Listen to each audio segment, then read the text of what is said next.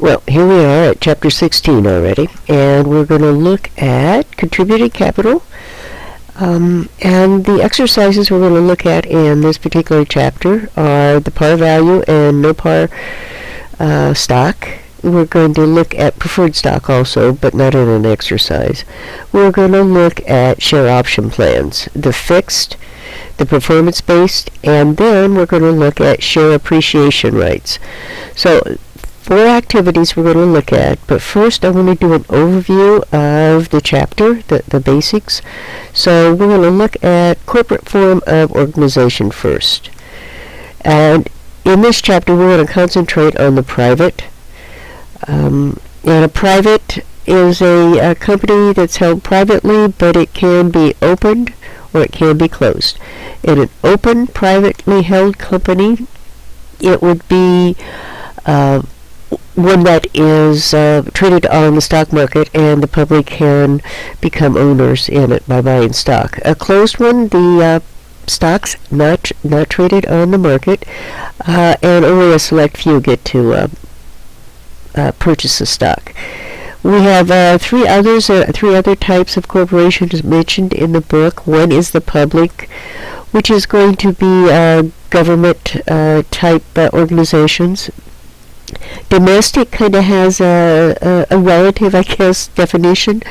A domestic firm can be a firm that is incorporated within a state, or in the case of the U.S. government, it says any corporation or any business within the U.S. is a domestic corporation or a domestic form of a corporation. And then of course we have foreign companies, which our boundaries are kind of becoming less defined in that particular area. But in this chapter we're going to look at, in particular, private and open. So if you're reading through the book, there's a lot of this, I'm sure, that is simply a review from business courses. What we're seriously looking at are capital stock. And the first thing you need to know about capital stock is it does have rights.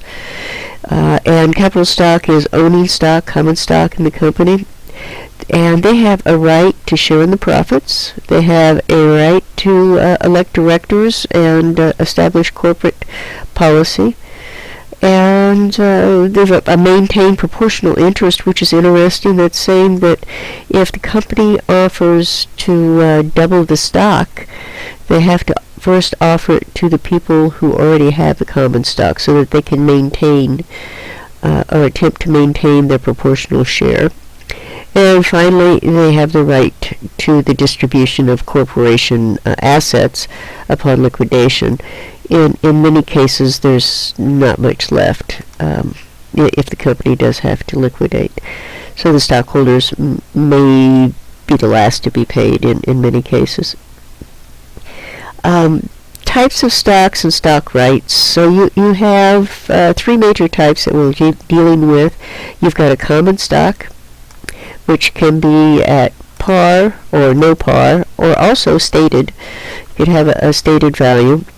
We have preferred stock that doesn't have the rights, many of the rights up here, but it does have the right to dividends, and usually they will get dividends first before your common stock will get dividends.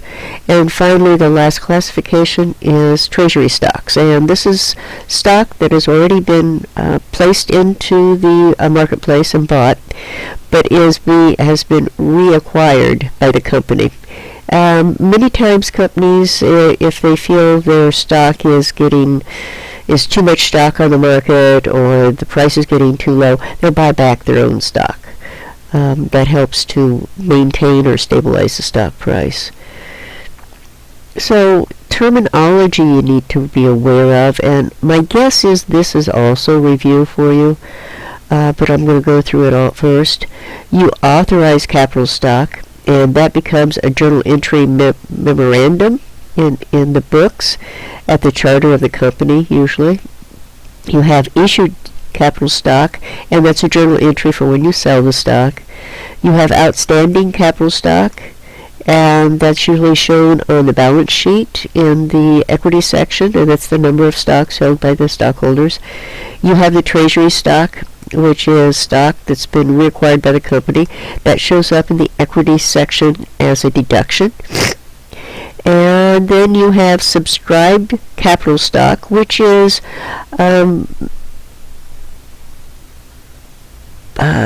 future stockholders who are buying their stock usually on an installment plan. So that too will show up in your equity section. There's one thing, I'm not sure how much you have read about this, but it's called legal capital. So if you have legal capital, this is kind of a protection for corporate creditors.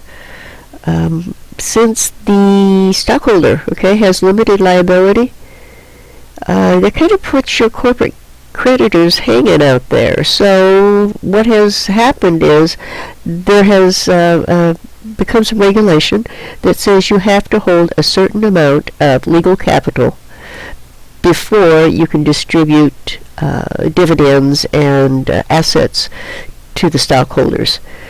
And par value has become kind of the benchmark for it, but then you can also have no par stock. And at that point, what's your legal capital? So usually the legal capital will be written up and stated by the state what has to be maintained in a privately held public company as such, or in an open private company as we're calling this. So be aware of legal capital. Additional paid-in capitals, that's some money that's paid in above the par value. So, this can be confusing. We've got an example of how additional capital is used. Let's look at a stock issuance. So we have received stock, or we have sold stock for $114,000. That stock has an actual par value of $10. So $10 times the $6,000 means $60,000 of that $114,000 in his actual capital stock, and will be shown as such. The remainder of that, which is $54,000, is credited to additional paid-in capital. Now, if you come down, you also have something called the stated value. It's not the par value, but it's the stated value. You're going to use the same entry, but its stated value is at $8. Again, you've got an entry to the common stock at $48, and the remainder goes to the additional paid-in capital. And finally, you'll have stock that is no par.